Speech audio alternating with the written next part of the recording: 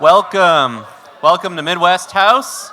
Our panel's about to begin, so please feel free to grab a seat.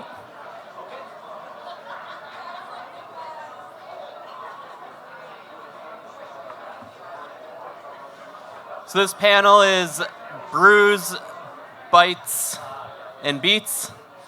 So we're going to be talking about innovation in Wisconsin.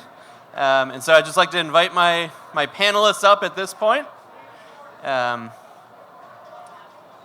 name is Adamczyk. I'm a technical advisor for Microsoft, and I'm a technologist in residence at TitletownTech, this nice venture capital firm that we have in Green Bay, Wisconsin.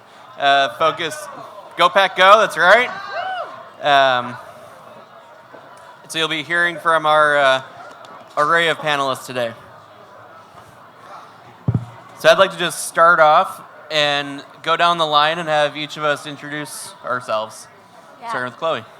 Hi, everyone. My name is Chloe Kinderman. I'm an associate at TitletownTech, a venture capital firm formed out of a unique partnership between the Packers and Microsoft.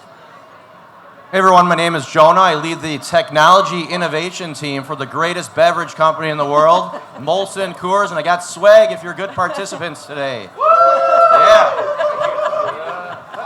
You're not handing out beer, Jonah? I mean, come on. My name is Pancheri. I serve as president and CEO of Milwaukee World Festival, the organization that produces Summerfest. And I'm Ben Kvalo. I'm founder CEO of Midwest Games, formerly at Netflix, 2K, Blizzard, working in video games and entertainment. And I'd love to thank Summerfest and Summerfest Tech. It's a big reason why we're here. This is a lead-in to Summerfest Tech, a tech conference that'll happen leading into Summerfest this June in Milwaukee. And so with that, I'd like to ask Sarah, so you host Summerfest Tech alongside Summerfest. Integrating tech into the world's largest music festival is no small feat. Can you share what that process has been like, what's working, what's been challenging? Sure, you bet. In terms of Summerfest, it's a music festival that takes place on 75 acres of permanent festival site. So from a technology standpoint on the grounds, we've got probably 60 buildings and all the stages. So the artists really bring their own tech, and we support the artists and their performance. Summerfest Tech was really about how we could create a platform to celebrate all the great innovations that are taking place in Wisconsin, across the Midwest, and leverage the asset of the music festival, because we know tech loves to party. So it was a really opportune time to bring technology into the music festival, and then so they work symbiotically together. And it's fascinating to see. We're at South by Southwest, which was, as I understand it, a tech conference first, and Summerfest is going the opposite direction of bringing more music, more tech into the fold. So Jonah, Molson Coors is a company with a rich heritage. You lead innovation. How do you balance the push for innovation with the preservation of tradition in such a storied history of a company? Sure. So you guys probably know about Molson Coors and some of our great brands like Miller Lite and High Life, which is at the bar today. There you go. Naturally, when people think about innovation at a beverage company like ours, they're going to think about new products and new brands. Seltzers, whiskeys, kombuchas, non-alc drinks. My role to level set is like tech innovation. So if you look at a company the size of ours, I like to say that innovation is kind of like a case of beer. It comes in all shapes, sizes, and flavors. Thank you, Forrest Gump Part 2. But tech innovation is all about how do we accelerate our organizational capabilities and our culture through the implementation, integration, and adoption of emerging technologies. So our team is responsible for running a lot of experiments with new technologies like generative AI or IoT, AR, VR, AI, ML, all the acronyms that you can think of, and understand if there are business challenges that are worth solving with new technologies. So we have a typical corporate innovation pipeline, source ideas from our business stakeholders, going to conferences like this, tapping into the startup community, which we have a growing ecosystem in Wisconsin, which you'll hear about today. And then we go through a series of prototypes and proofs of concepts and pilots to expand it across the greater organization. But think about every brewery that we have in North America or across the world. These are large manufacturing facilities. You can't just implement new technology when you've got machines that are filling 2,000 bottles a minute. So we have to be very methodical about how we introduce technology, especially if it's something that's new to brewery workers or others. So you've got to complement the experience with the technology and a slow-phased rollout. So I kind of close with the question by saying we kind of operate like a startup within an organization. A term that's used a lot is an intrapreneur. We've got to evangelize new technology. We got to get leadership approval and stakeholder alignment. We got to get investments internally. We got to prioritize things. We got to tell lots of stories. So me coming from the startup world, it helps to be able to act like a startup and act like an entrepreneur, to be able to showcase new technologies, get people embracing it, and understand the actual value that it can solve in the real world. Well, and talk about a cool job working at a beverage company like Molson Coors. Your team must be really sought out within the company, because who doesn't want to work on innovation within the beverage company? Yeah, I tell people that my job is three things: technology, innovation, and beer. And I went to college in Madison, University of Wisconsin, and those are the three things I studied most. So I have a good time there, but yeah, it's highly sought after in lots of different roles. We bring in non-traditional talent, early talent our team's responsible for, because a lot of people get excited by innovation. So they want to naturally go to a team or an area of the company that's doing really modern things when they hear about all the great technologies that are celebrated at conferences like this. So moving north from Milwaukee up to Green Bay, home of the greatest football team in America. Chloe has been with TitletownTech since the very beginning. So could you share some of the origins of TitletownTech, the magic that has been sparked by partnership between the only community-owned team in America and the world's largest company, Microsoft? Yeah, so when kind of the parts and pieces started to come together, timing was certainly on our side. So the Packers community-owned team have been really active in northeastern Wisconsin, certainly Green Bay specifically, from, of course, a sports driver perspective, from an economic perspective, and from a nonprofit giving philanthropic perspective. But they were really thinking about ways that they could take their engagement in the community farther. And through TitletownTech was one of the ways that they kind of kicked off that increased engagement. At the same time, Microsoft was launching their TechSpark initiative, trying to bring Microsoft resources and technology into underserved areas kind of in the broader Midwest. Now they're in all 50 states, but at the time, these two massive, incredible organizations sort of came together, found each other, and through TitletownTech, kind of this unique venture capital firm focused on investing in companies primarily in the Midwest, in Wisconsin even better, really with the focus of providing access to capital, support to founders, and really connecting these incredible founders with opportunities to sell to markets right here in our backyard and across the U.S. and beyond.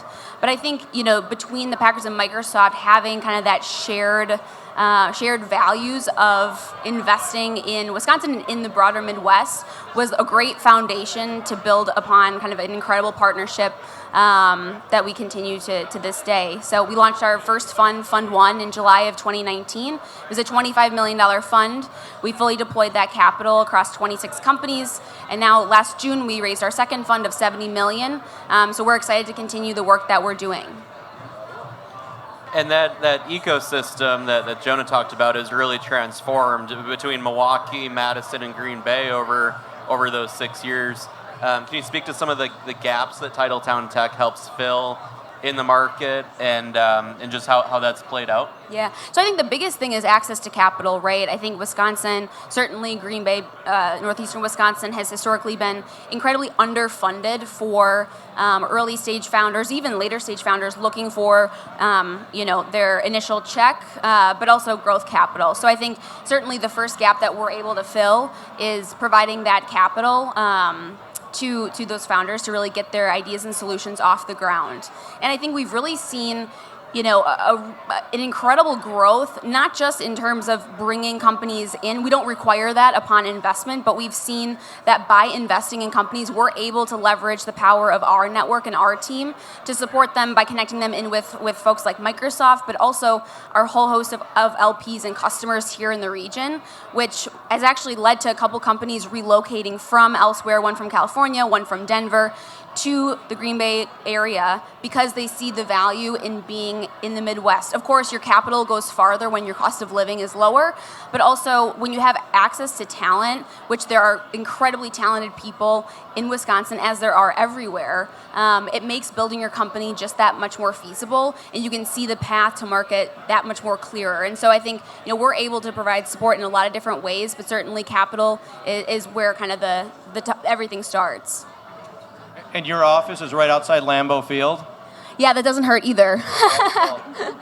Yeah, absolutely. So it's really great to be in the shadow of Lambeau. Certainly, we love to take advantage of our space during game days. But throughout the year, it's a great place for founders to gather. We have in-residence companies. Again, it's not something that we require, but we find that a lot of founders and companies, as they're building their teams, take up residence in our space. I think having proximity, not just to our team from kind of the venture capital investment side of the house is beneficial, but also to other founders who are maybe in different industries solving different problems. But when you're fighting the same fight as a founder, it can feel like a really lonely journey. And I think having that sense of camaraderie and support beyond just us is a really big a really big asset that we can kind of help, bring folks together and keep people sticky and helping each other solve different challenges as they pop up or take advantage of huge opportunities when they arise.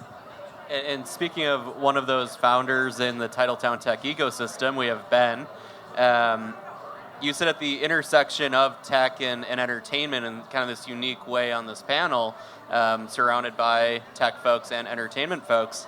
Last year you transitioned from the West Coast, having worked at Blizzard, 2K, Netflix, leading Netflix games, to come back to Wisconsin, come back home, and build your company at home.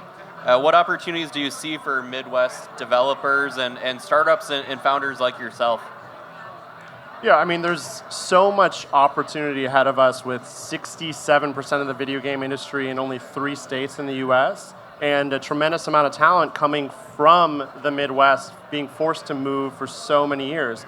But post-COVID, this has changed. We've seen it with migration patterns. We've seen it with opportunities just ahead of us where you don't have to work in some of these places that historically you were forced to work. I had to leave Wisconsin after growing up in Wisconsin to go into this industry, and now suddenly there's these opportunities. And what TitletownTech is doing, and then what we're doing as a video game publisher is trying to change where games come from by better serving underserved developers in underserved regions and underrepresented developers in the industry. This is only going to further grow the industry, which is already giant. Video games is 7 times bigger than the film industry, is bigger than film, TV, and music combined times about 2.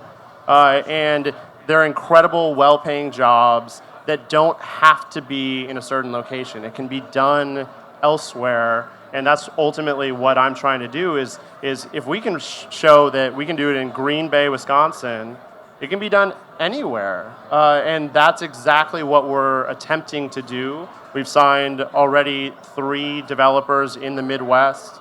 And we just see so much talent coming in the door every day, and they just need to have opportunity. So really we're trying to bring that opportunity to the existing talent, and so much has come back anyways. And they're ready to build in the Midwest, and that's what we're just trying to give them a platform to be able to do. Well, and if I can jump in, we were talking about this before, the fact that we're all such good partners. Like in the Midwest, it's a natural tendency for us to partner together. So you can get a lot done quickly and create new partnerships at a rate that is, I think, faster than in other places. Yeah, and what we've seen in the video game space especially, is it's a blend of so many different things. It's a great center place to bring in music, to bring in different brands, to bring in technology, artists. It's a great centerpiece And with Wisconsin and the Midwest, it's very welcoming. People want to work together. People are so happy that it's actually finally happening, in our backyard, that they want to help. They want to jump in, and they're not. It's the most authentic way of doing it. They're not trying to get something out of it, but yet we all benefit on the back end if we work together. Yeah, I always like to tell the story of why Microsoft is in Seattle. And in 1979, when Microsoft moved from Albuquerque, New Mexico to Seattle, Seattle wasn't this burgeoning tech city. It just wasn't. But they moved because the founders, Bill Gates and Paul Allen, wanted to build at home. And so then they moved the company. Fast forward, Jeff Bezos then relocates Amazon to Seattle just to hire Microsoft employees. He had no personal connection. And so we're just starting to see some of those effects of founders like yourself that want to build at home, make change at home where they consider home to be, whether that is Midwest or elsewhere. But what do you see as the importance of place and bringing that opportunity home? Well, so a lot of amazing things already come from the Midwest. Dungeons and Dragons was made in Wisconsin. And a lot of people don't realize that, and it's moved since then. Midway Games was in Chicago, one of the most successful video game publishers in history. Mortal Kombat, NBA Jam, NFL Blitz. A lot of a history in the games industry holistically has come from the region, and we just need to better support it to keep it there and keep the talent there. And with prices being so expensive in these other places where 67% of the video game industry has been, we have an opportunity right now to be the next Austin, Texas, to be the next alternative to these other places that has cheaper cost of living, better quality of life. And I see it. I moved from LA to Green Bay. Now it's a different pace of life, as you can imagine, but it's incredible what we can get. And with more people around us speaking to the TitletownTech, I get to sit in an office with a lot of other innovators in other areas, and we get to kind of solve problems together and kind of iterate together. And the more we can encourage that, the more that's going to happen, and the more businesses that are going to succeed in the space and that are going to be based in Wisconsin, in the Midwest. Plus, we have beer and cheese. So. Yeah, for the record, I don't play Dungeons and Dragons. Just kidding. At least not yet. Not yet. So speaking of those strengths, Chloe, how do you think the unique strengths of the Midwest and its startups complement the broader tech ecosystem and integrating, nationally and globally? Yeah, I think there's one of the beauties of the Midwest is kind of this Midwestern humility or this Midwestern humbleness, and I think it's a really we don't talk about ourselves enough, which I think is both a blessing and a curse. But I think people are really focused on what matters and really finding solutions for big problems. And I think sometimes when you're on the coast, you can get caught up in the hype cycle, and certainly there's always going to be some extent of that. But I think in the Midwest, we have this unique advantage of really hardworking, really smart, talented people that I think can complement the greater ecosystem. Not just by, being employed by other companies, but, having customers not just in Wisconsin, not just in the Midwest, but serving customers everywhere. And I think that's just a net positive for everyone here in, all across the United States. And I think, when you see that it can be done in places where maybe you thought, well, I'm not going to have access to capital, I'm not going to be able to find talented people to hire for my team. When you see it being done in places that maybe historically haven't been, represented, I think it starts to hopefully help other people believe that they can do it too. And because there's a lot of people who maybe want to be a founder or want to be an entrepreneur, but I think the more examples that we can showcase here in our backyard and elsewhere will further help to build the ecosystem and help people kind of take that leap and take that chance, because there's a ton of people who have great ideas and concepts, but it's really scary to take that first leap. But when you're surrounded by people who have done it before, people who want you to succeed, people who want to work with you and support you, I think that's a really great starting point to feel comfortable leaving that full-time job and really kind of taking that next step in terms of actually building a company. Well, and it makes a difference. Like, speaking from experience, I was in a very well-paying job at Netflix, enjoying, innovating, getting to affect literally billions of people. And the fact that I was able to, have somebody to come to and talk with and be like, hey, I have this idea. Like, what if we had a video game publisher in Wisconsin? And that you didn't laugh at me like some investors do. And you took it seriously, and a 30-minute idea session turned into a 2-hour whiteboard session where we laid out what would end up becoming the company. And so having that there, and we think about it from our company as well, is it as the game developer studios in kind of Madison, which there's a ton of game development happening in Madison, Wisconsin right now. EA's there, Activision's there, Krafton is there, Gearbox/Embracer Group is there, and a number of others are right there. But as they go and maybe work on Call of Duty for a while or work on some of these other titles, and they want to go create their own thing, there has to be something there that encourages them to take the risk and jump out on their own. And us being there encourages that, just like you being in Green Bay as a tech hub encourages people to take the risk. So, Sarah, you get to sit at this fusion of tech and music. What's one prediction you have for the future of live events? How do you think emerging technology will impact live events, and what are you seeing in your space?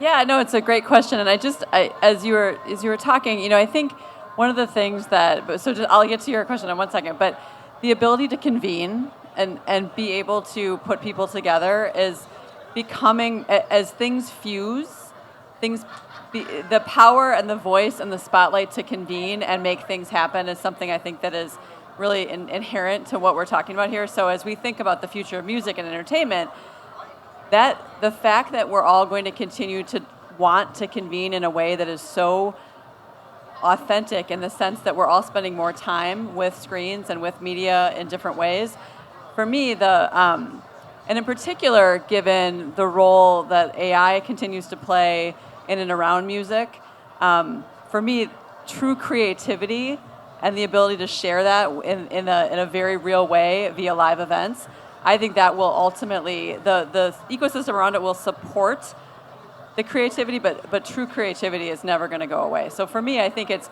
all the ways in which the trends will be supportive of getting there further and faster, but that the creativity will just continue to be enhanced. And what better way to convene than over live music 100%. And bring creative, intelligent minds together. Right. Great. Now, Jonah, from a corporate perspective, thinking about community, bringing people together, how do you create a culture of innovation at a large global company with a long-standing history, like we were saying before, and how do you bring people together within the company? Sure. Yeah, I'm sure at South by Southwest you don't want an answer to start with from a corporate perspective, but I have the benefit of having a 20+ year career in innovation that started in the federal government, went to a startup, and then now working in corporate innovation. And as you all know, probably from your companies, culture is everything in terms of driving new ideas, new technologies, new innovation. And so at a foundational level, a company like Molson and Coors, where we're celebrating life's moments with great products, our core values are inherent in everyone who works for Molson Coors every day. Putting people first. That's creating a collaborative, inclusive environment where people are empowered to come forward with new ideas. Being bold and decisive. That's driving action and challenging the status quo. Everyone's supposed to be doing this as part of their job. Learning every day. That's a mindset of staying on top of new technologies, being tech savvy, and coming up with new ideas and understanding how to bring that new learning back to the company. And of course, my favorite value is celebrating together, which is how do you recognize accomplishments, new ideas, because that creates energy for people who want to come forward and do more. So we build, as a technology innovation team, a lot of different programs to create new opportunities for people, internal and external to the company, to foster this culture of innovation. And I can give you a few examples. So just a week from tomorrow, we're doing our 3rd annual Geek Week. This is an internal IT conference for technologists across the globe to hear from innovative thought leaders to bring new ideas and inspiration and wisdom. So we've got Microsoft, we've got leaders at the different sports teams like the Bucks and Brewers, we got manufacturing companies, a lot of different organizations that are founded in Wisconsin. We hear about them. It's not a competitive thing. We want to share ideas, share resources, and share best practices. This gives everyone, whether you're in Milwaukee, one of our breweries across the world, if you're in our IT team in Romania, you're a part of understanding that experience in Wisconsin and just whole technology ecosystem. Another example is starting with early talent. So we have an early talent program and a summer internship where we bring about 75 interns from across North America. They work in our headquarters, Chicago, Milwaukee, or in one of our breweries across North America. The last week of their internship, we fly them all to Milwaukee, where they meet with mentors and they go through an accelerator that our team operates, going through design thinking workshops, problem solving, team building skills. All the while, they're taking their learnings from their internship to identify problems that are worth solving. And guess what? Our sharks in this intern shark experience, they are the leaders of our company. So think about you being a new person coming out of college and having the opportunity in an intern Shark Tank to be able to present your idea to the CFO, the chief strategy officer, the head of supply chain, obviously get rewarded with great prizes and convert you into a full-time employee. But what kind of message is that setting that we can take an idea from someone new and actually make that idea come to life?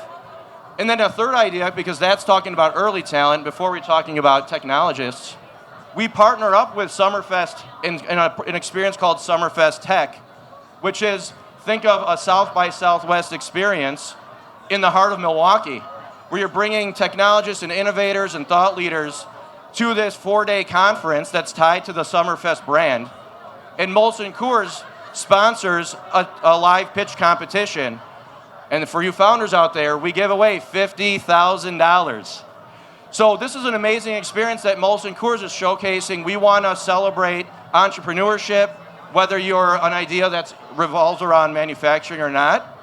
But hey, if it is, we're going to bring those ideas in and try to implement that, which is going to be mutually benefiting to the startup and us.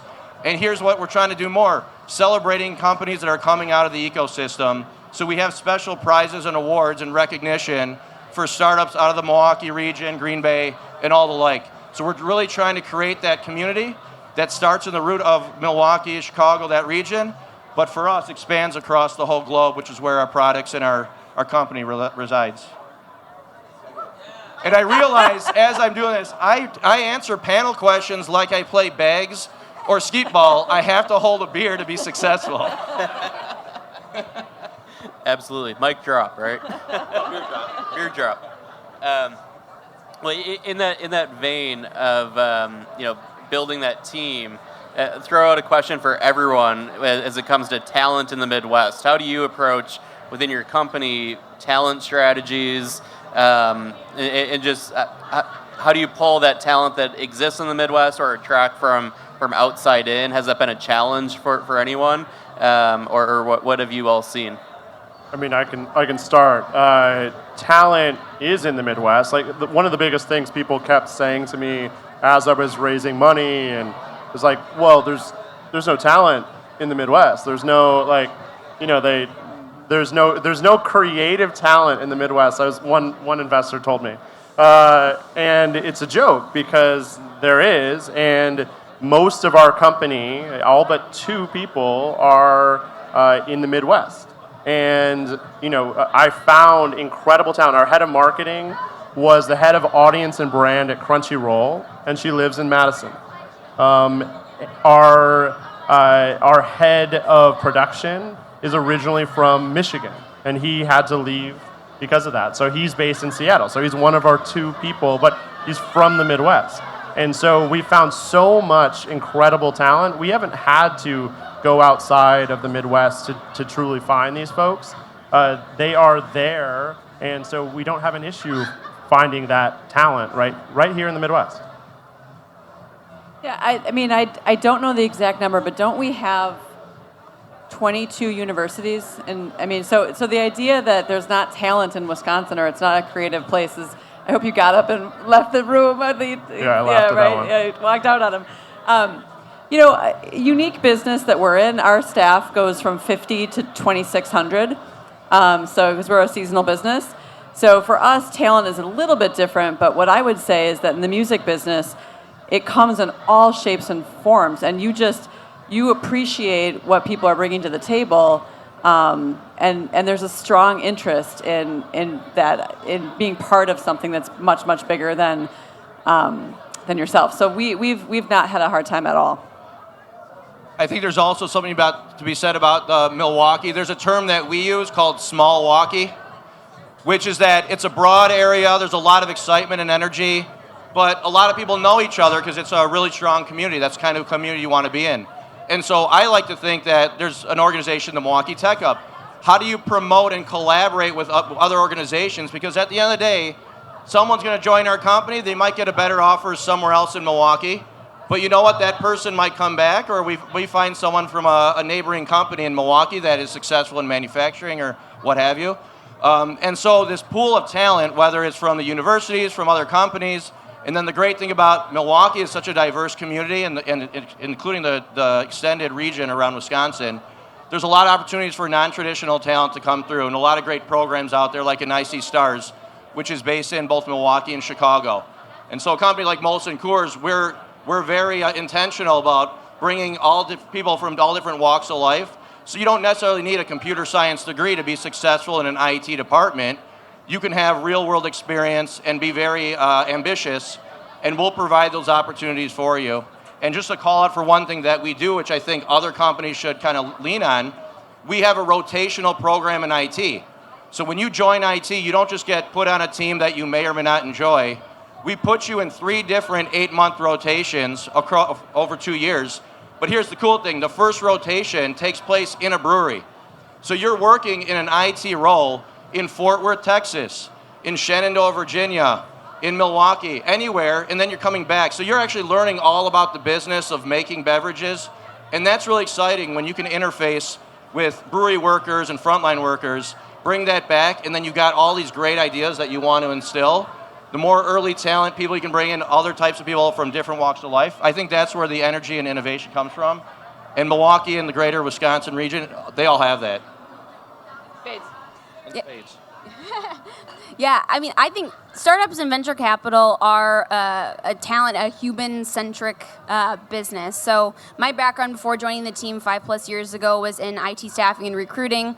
So taking that hat within our team here, I mean, we do a lot to understand who's in the community, who's interested in what kind of roles, so we can help to connect our portfolio companies we invest in, with talent seekers, in the region, so that we're kind of helping them find the next great folks. And so sometimes it's about helping reimagine, what a role could be, because, we're still building this startup ecosystem, so a lot of folks maybe haven't worked for a startup before, but really asking questions, from our team to really kind of get at, what kind of a fit would they be for a startup, and can they kind of make that transition perhaps from large corporate to, a smaller startup. And oftentimes we find that transition absolutely can take place. And so really encouraging working with our founders to support them in finding talent, because when we're assessing a company to make an investment, the very first thing and the most important thing that we're assessing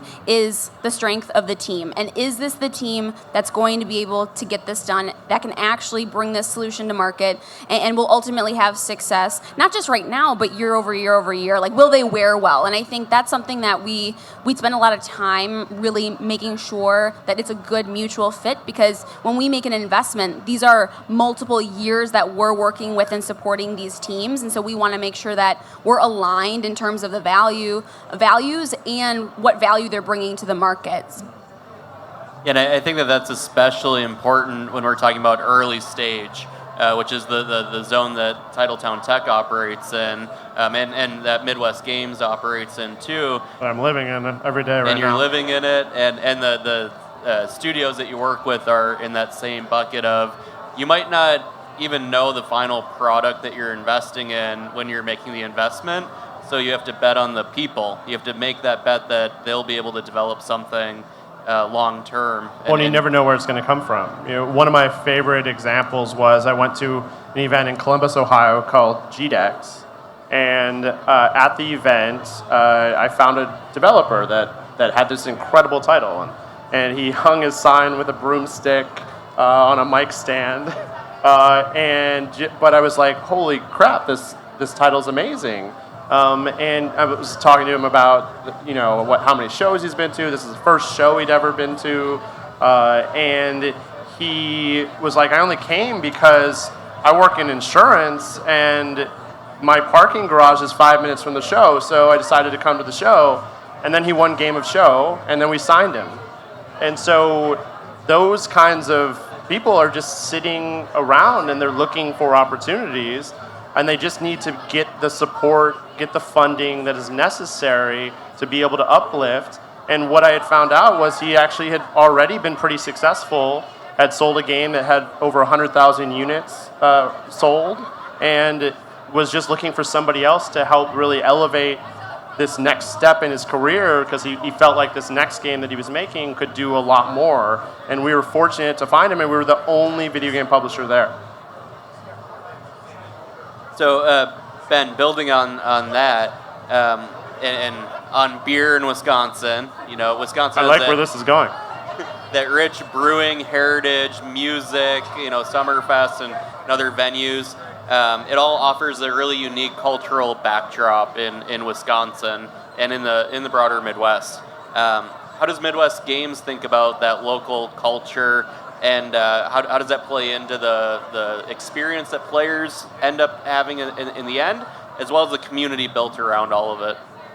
Well, so what's happened because of, like I said, 67% being in so few places, we're not representative of the world around us as an industry, and if we want to be ultimately continuing to grow, continuing to represent the world, and create games that people actually want to play, we have to have it made by the people that are actually in that world in different places. And so it's surprising for a lot of folks that something like Farming Simulator is one of the largest games in the world, or that Power Wash Simulator had massive success. But it's thinking about non-traditional games, or the things that haven't been created yet, and supporting those. And there's audiences for so many different things. There's 3.8 billion gamers.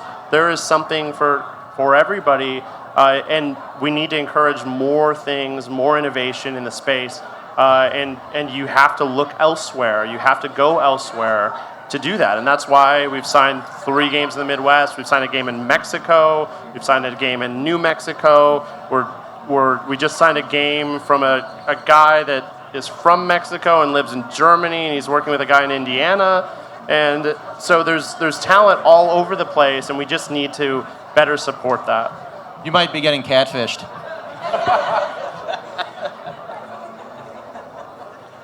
And Sarah, speaking of this backdrop of culture paired with kind of the span of early stage to late stage within the music industry, how do you think about, as you create your Summerfest lineup, Summerfest Tech, how do you balance all the different tastes in music, the new, the proven? And just what do you think about that? Well, we're fortunate because 55 years ago, when Summerfest was imagined by our civic leaders, the idea that we would offer something for everyone was baked in. So as a music event, as an independent festival, I mean, a lot of festivals really focus on one particular genre and go deep in the genre.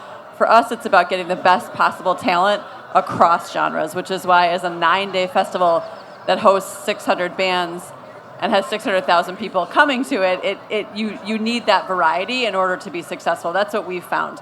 We're also a community event in the sense that it's our obligation to really present the best we possibly can across genres so that we're serving our community as a nonprofit organization. But in terms of tech, I think what has been really successful for us, and I would be remiss if I didn't acknowledge Lena DeLeet, who leads our Summerfest Tech initiative.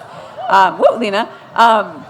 Really, we see our role as conveners. We're not technologists. We don't claim to be.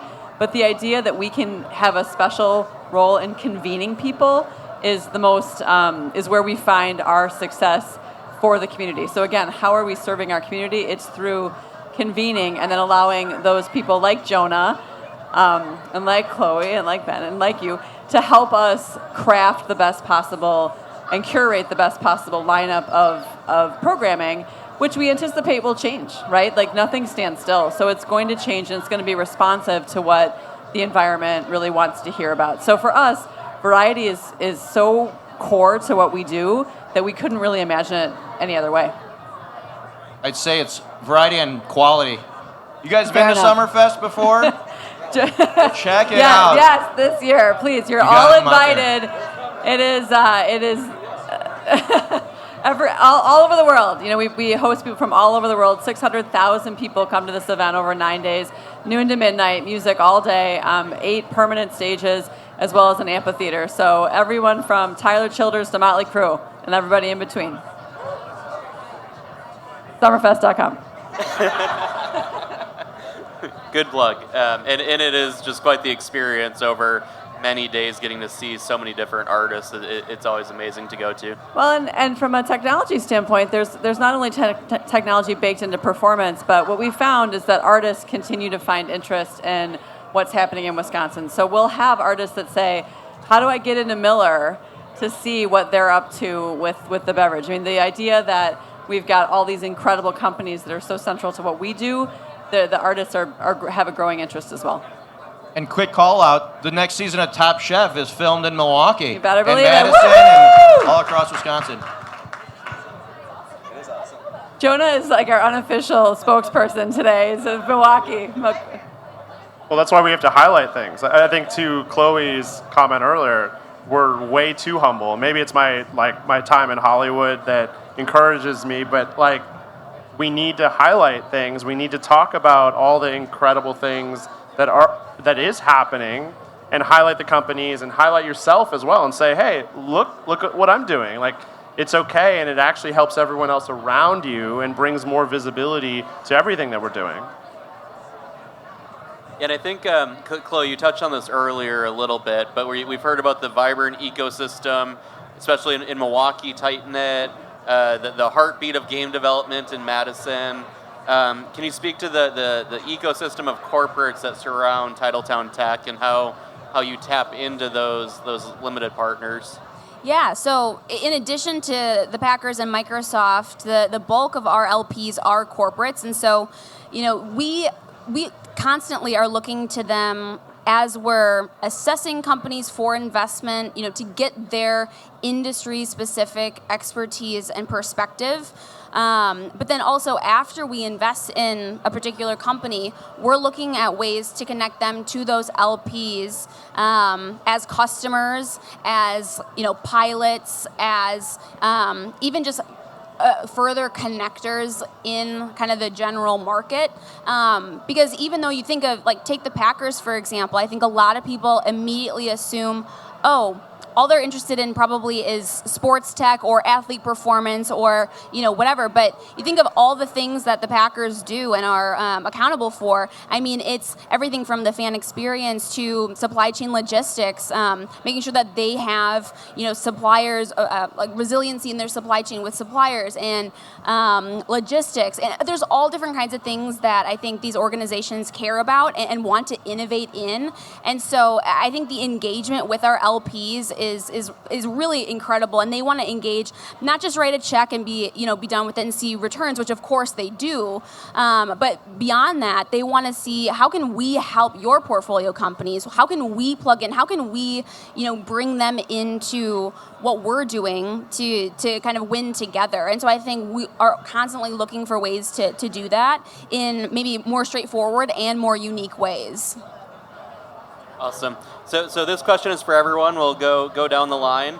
But imagine it's 2030. How has the intersection of tech and entertainment and everything we've been talking about today transformed the Midwest, and how has your organization played a role in that transformation? Okay. Let's start with Ben. Yeah, just that. Well, so I look at it as an ecosystem. I'm a systems thinker, and ultimately what has been transformed at that point is more game developers that have been able to put out their product, succeed, and we're ultimately a catalyst of that, a lifeblood of that, which allows them to grow, which allows them to create more seeds, and ultimately, Summerfest Tech then has a very large gaming section that they're growing even more year over year as we have more game developers coming in, showing off their games, and thinking, about being an entrepreneur, not just a game developer. Like, a lot of people look at game developers as, some kind of like lesser form of an entrepreneur, when in reality it's a huge risk. It's an entrepreneurial thing, and I see us on the greatest of stages, quite literally, at something like Summerfest Tech. Yeah, it's an enormous question. So I'll kind of take pieces of it. First, in terms of one of the most successful things we can do besides grow jobs, grow industries within tech, and continue to grow the overall base. Our Mayor Cavalier Johnson has a goal in Milwaukee of 1 million residents. And so for us, and that's in the city of Milwaukee, so that's going to grow our entire DMO quite a bit. So we're very excited about that. But I think the main thing that would be a huge win for us is that we're not a secret. That we are, we're growing, and that people know that we're growing, so that we continue to attract more and more investment. So for us, it's not only growth, but it's talking about that growth, celebrating that growth, and really being known for growth. And then what we do as part of that at Summerfest and Summerfest Tech is that we're supporting it. We're convening the way we should. We are absolutely getting in front of it and trying to be as loud of a megaphone as we can have in order to celebrate all the great successes that are coming our way. And by the way, 2030 is not that far away. We have a lot to do.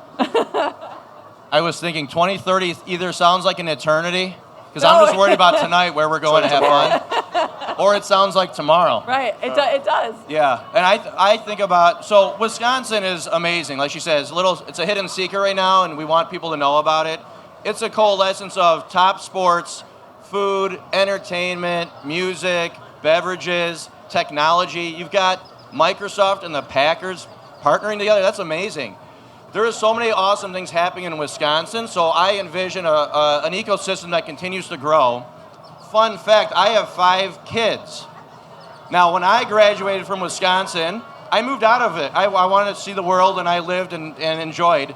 But I ended up coming back to Milwaukee to enjoy the region. I would love for my kids, maybe past 2030, to be able to experience the world and see what it's all about, but really come back to celebrate, enjoy what Wisconsin has to offer, contribute to it, because I do see it in my mind as a growing tech and innovation ecosystem. And hopefully by 2030, we can create more jobs, create more energy, and bring all this fun and excitement that we've been talking about, kind of make everyone aware about it. Yeah, I think I want us to be a place where people don't have to make any kind of sacrifices. It's a place, it's a destination. You have access to capital, you have technology, you have opportunity, you have culture, you have sports, you have entertainment, you have it all. You have an easier commute, you have lower cost of living. And I think all of these things combined, I think, is where I see the future of, not just northeastern Wisconsin, but Wisconsin as a whole. I mean, we have so many different things going for us, and we're such a unique place in a lot of different ways. And I think as people come, they realize and start to build their appreciation for what is here. And, you can't beat the people in Wisconsin. I mean, like I said about, the Midwest humility, I think people really do want to help each other. And I think once you kind of surround yourself with the folks here, it becomes more and more difficult to leave. And I think that kind of lasting power is what I've enjoyed. I'm originally from the area. I went to school out of state. I spent a few years in Milwaukee before coming back to Green Bay. And for me, it was because of the opportunity and the chance that I had, to help other people realize what I've come to realize, as kind of a boomerang now. So I'm really excited for the future, and please reach out to us if you're ever in the Wisconsin area. I like how you said the short commute. Think about Green Bay, Madison, and Milwaukee, all within 90 minutes of each other, and then we're right across the street from Chicago. There's a lot of great stuff happening, but it has that hometown community feel where you could be in the city and be home in no time to feed those young kids. You can do it all. Absolutely. Non-alcoholic products. And I'll just reinforce the invitation's open to come to Summerfest, come to Summerfest Tech. If you're going to come to a Packers game, reach out to us at TitletownTech. We'd love to meet and discuss. And just thank all of our panelists and thank Midwest House for creating an awesome venue for us to have this type of discussion and dialogue. Thank you. Cheers. And thanks, Thanks, Matt, everybody. for moderating.